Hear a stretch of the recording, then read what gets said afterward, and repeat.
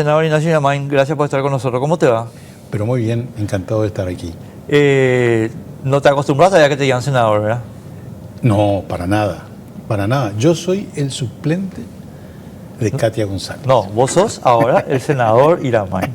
O sea, lo siento, te guste o no te guste, claro, te toca como carga pública, digamos. Ignacio, quiero darte, quiero gastar lo menos posible de esta entrevista en la situación personal que te afecta y lo más que se pueda en la situación política que nos afecta. Entonces, bueno, te estaba preguntando fuera de aire un poquito, que quiero que cuentes esta experiencia. Un médico dedicado a full a la medicina que un día se levanta y encuentra que es senador, ¿qué haces? Y bueno, reordenar un poco, planificar. Los médicos estamos acostumbrados a que de repente se agraven los cuadros y necesitamos resolver los problemas. Tenemos que tomar decisiones. Y eso va a implicar reordenar toda mi actividad. Felizmente tengo un tiempo, porque la Cámara está en receso, sí. Pero de ninguna manera me esperaba yo todo esto de repente. Así que bueno, estamos en ese plan de reordenar un poco la cosa. Pero asumís el compromiso del bien, ¿no? Por supuesto, es un compromiso que era un riesgo que se corría al ser suplente, y hay que asumirlo. Y más en estas condiciones. Bueno, ¿hablaste con Katia? Por supuesto.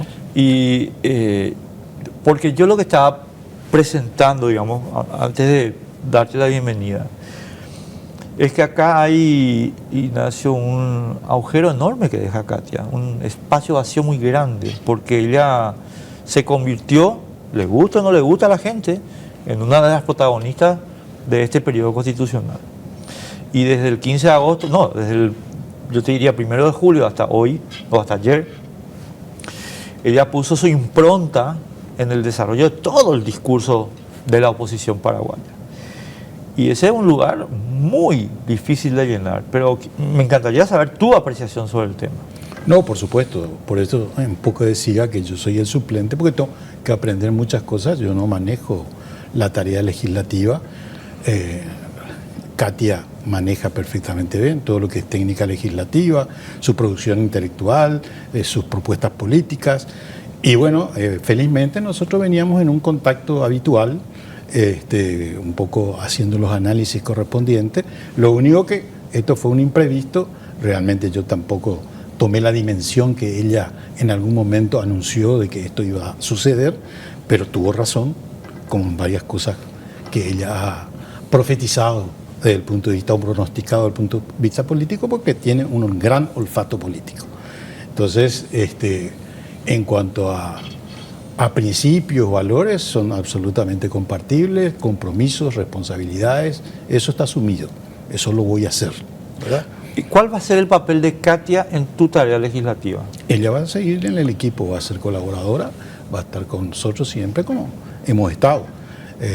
Simplemente hay en este momento un cambio de roles que hasta puede ser absolutamente temporal, porque hay una propuesta jurídica que está en camino, que va a tener su proceso y que vamos a ver cómo se resuelve. Claro, claro. ¿Verdad? No, yo entiendo eso, pero ¿sabes por qué te pregunto esto?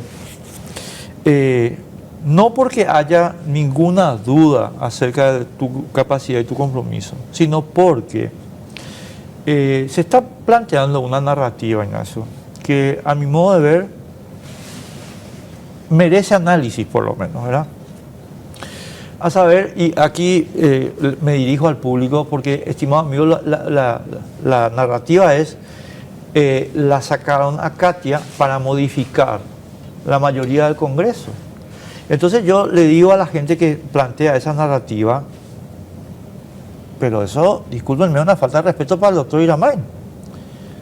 Porque pensar que el lugar de Katia va a ser ocupado por Hernán Rivas o por un clon de Hernán Rivas, discúlpenme, es un disparate. El doctor Yamain trabaja con Katia. Luego cabe esperar que la posición legislativa que ella tenía es la que vas a continuar vos, me supongo, ¿verdad? Por supuesto. Todo el trabajo que se está realizando se va a continuar porque ella además construyó un muy buen equipo dentro de la oficina donde ella se maneja, que conoce y tiene toda la cultura organizativa, y entonces eso facilita mucho el trabajo. El componente político lo vamos a poner, por supuesto, y la cara política también. Pero estamos comprometidos con ese trabajo.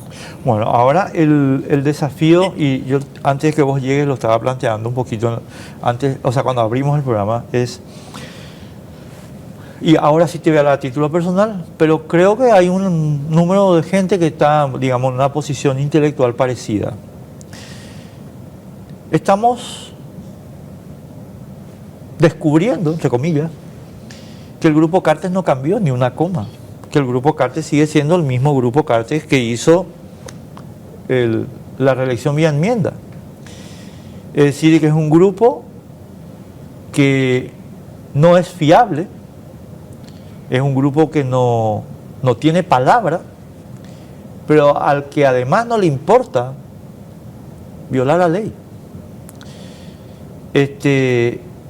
Lo cual, digamos, es una suma, como ustedes los médicos dicen, es una suma de síntomas peligrosos que nos pone a todos los paraguayos o a muchos paraguayos en estado de alerta. Y ese es el desafío, mi querido Ignacio, en las cámaras del Congreso, digamos, porque el Congreso es el primer poder de la República y ahí se resuelve la situación.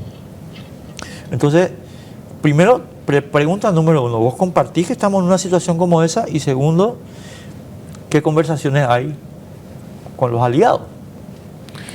Bueno, por supuesto, comparto absolutamente ese diagnóstico. Estos eran signos que se venían dando ya desde hace un tiempo, anunciado por la propia Katia, de que había un estado de violencia política que se estaba acentuando, en donde ella también estaba siendo víctima de una casi persecución personal que también se extendía a otros miembros del Congreso. No, Katia no era la única. Entonces, pues esto tenemos que tomarlo desde el punto de vista de que el grupo de poder que en este momento está administrando el Estado tiene fines que nosotros no estamos entendiendo claramente y que con esto se nos va aclarando, ¿verdad? Porque uno se guía por los signos y síntomas para hacer el diagnóstico. Hay evidencias claras, evidencias clínicas de que esto se está conduciendo hacia una deriva autoritaria, cuanto menos, por la forma en que se van procesando las cosas. Era una Cámara donde permanentemente la avasallaban, permanentemente imponían rápidamente, no era una Cámara donde se debatía, donde se argumentaba, todo se precipitaba. Y en una democracia constitucional, vos manejas perfectamente bien todo ese tema, mejor que yo inclusive, se deben respetar el pluralismo, las minorías, ¿verdad? Y eso es muy importante para que esas minorías aporten también porque representan a un sector de la sociedad, ¿verdad? Entonces, yo creo que tenemos que esto encaminar rápidamente porque tenemos que terminar un ciclo histórico. Acá nosotros todavía estamos siempre en una etapa de transición. Solamente cuando haya alternancia con alternativa, ¿verdad?, podremos cerrar ese ciclo, ¿verdad?, y pasar a una consolidación y a una construcción verdaderamente democrática, porque con esto se demuestra una fragilidad absoluta de las instituciones. ¿Cómo es posible? Yo, la primera vez que participo en el Congreso y me encuentro, para mí fue un espectáculo dantesco. La argumentación sobre el procedimiento reglamentario y todo ese tipo de cosas, una fundamentación absurda, que hasta yo entendía que era absurda, sin tener mucho conocimiento desde el punto de vista legislativo, ¿verdad? Una fundamentación absolutamente carente de validez y de legitimidad. Entonces, ¿qué espectáculo le estamos nosotros mostrando al público, a la gente, a los ciudadanos, al exterior, como imagen de país débilmente institucionalizado? Una pobre imagen. En un país que tiene muchas oportunidades, porque este país está lleno de oportunidades, ¿verdad? Tenemos cifras macroeconómicas muy interesantes. Claro que la microeconomía está con muchas dificultades, por supuesto. Cada vez la gente sufre más los problemas, ¿verdad?, porque se da además dentro de un contexto regional y mundial difícil en este momento. Pero Paraguay estaba considerado como una oportunidad, pero cuando no hay una estabilidad y una seguridad jurídica, ¿cómo podemos nosotros vender una imagen atractiva para los inversores? ¿Verdad? Entonces, yo creo que esto hay que replantearlo. A mí me llama mucho la atención porque en el gobierno hay mucha gente que conoce de empresas, ¿verdad? Por lo menos es lo que se vende. Pero así esto no funciona. Acá tiene que estar la burguesía fraudulenta preocupada, ¿verdad? Y la burguesía honesta también tiene que estar preocupada, ¿verdad? Porque cada vez hay más concentración de capital, ¿verdad? Cada vez hay más concentración de poder, de riqueza, y entonces eso hace que la desigualdad nos lleve al borde de un estallido. Vos sabés que yo, en términos generales, coincido con dos o tres elementos de lo que estás diciendo, y quiero ir sobre lo que estamos de acuerdo, digamos. Voy a empezar con el tema, estimados amigos, que acaba de señalar el senador Iramain. El mensaje que dio el Grupo Cartes ayer categóricamente es de inseguridad jurídica, de imprevisibilidad. Es decir, había una norma, la resolución 429 de la Cámara de Senadores, que fue, voy a usar una palabra muy de la calle, ninguneada. O sea, no me calienta. O sea, ese nivel de absurdo, ese nivel de ofensa. O sea, no me calienta. El ex senador Galavena planteó que la norma es inane porque es inconstitucional. Aún así, hay un procedimiento reglado para modificarla.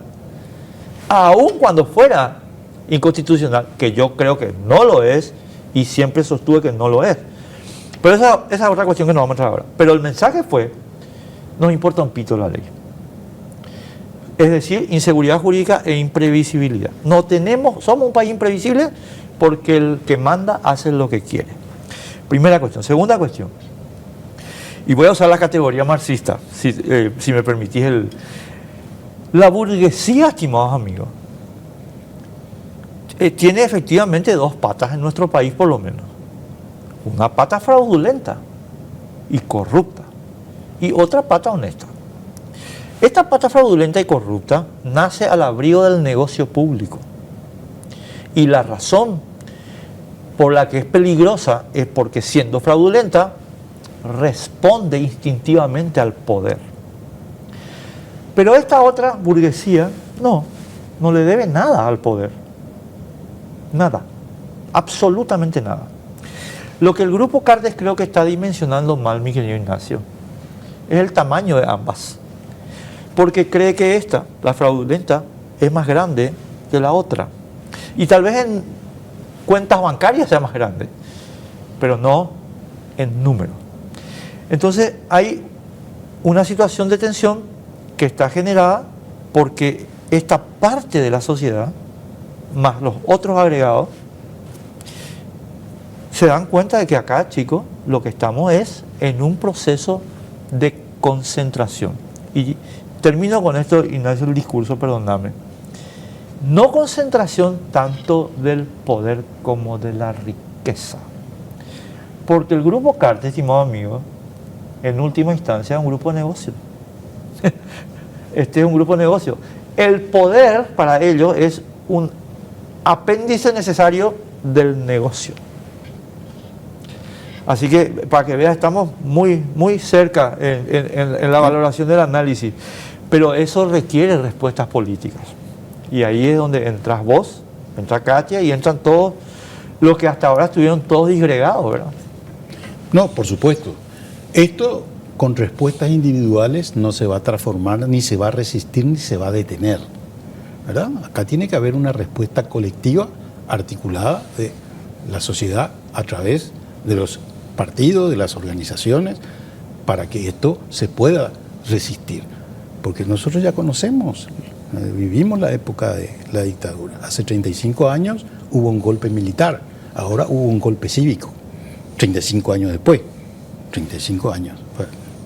Entonces hay que tener clara la película y me parece excelente tu pedagogía política, en estos términos de definir qué es lo que se viene y cuál es el pronóstico de esto, de estas decisiones que se están tomando. Por lo tanto, si la clase política que hace oposición, porque hay tensiones dentro del mismo grupo político oficialista, ¿verdad?, que se ve en riesgo, aunque algunos de ellos sean honestos y otros sean fraudulentos, pero hay tensión, porque ya no alcanza para todos. Y además, porque tenemos la inserción del narcotráfico y del crimen organizado, que no es poca cosa ni es irrelevante en nuestro país. Nos está trayendo tremendos problemas de inseguridad. Entonces, ¿cómo se puede confiar si uno no puede salir al almacén para comprar las cosas porque le roban? ¿Verdad? A ese nivel estamos llegando. Y eso es porque estamos prácticamente en términos de un Estado fallido, ¿verdad? En donde los servicios del Estado son absolutamente deficientes, desorganizados, ¿verdad? ¿Y cuál es el fin? ¿A dónde queremos llegar con esto? ¿Queremos hacerlo más patente para lograr otra cosa? ¿O queremos realmente transformar el sistema para que todos los paraguayos disfrutemos de una mejor calidad de vida?